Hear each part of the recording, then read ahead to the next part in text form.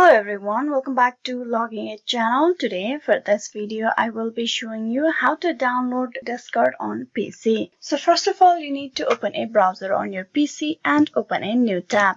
There on the search bar you type in discord.com and press enter.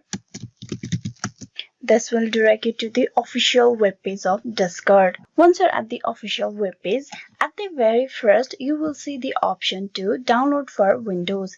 You just click on that link and the setup file for the Discord will be downloaded. Over here you can see the process of the downloading.